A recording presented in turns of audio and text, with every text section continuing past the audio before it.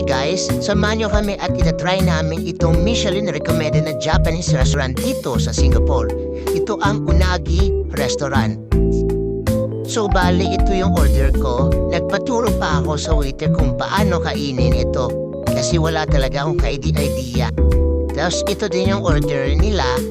Tinanong ko nga si kuya kung gusto niya yung order niya, masarap naman daw.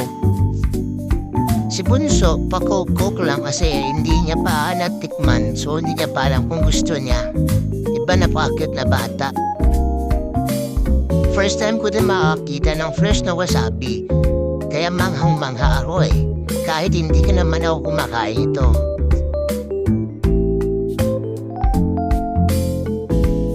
Dito pala guys, 40 minutes ka lang allowed kumain, kaya kailangan mo ubusin bago mag 40 minutes. Dito tinanong ko ulit si kuya kung masarap ba kasi musi tempura lang kinakain ito. Sabi niya masarap naman daw. At hindi pwede na wala ako sa shot, kaya ito, binidyoan ko yung sarili ko kumakain. Sarap na sarap. Diba?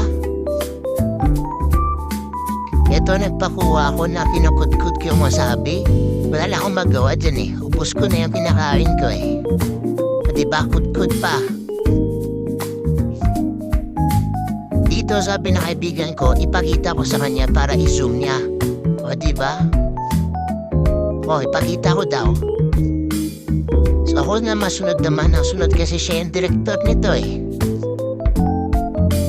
O diba? Galing. Ito pala yung interior part. Thanks for watching.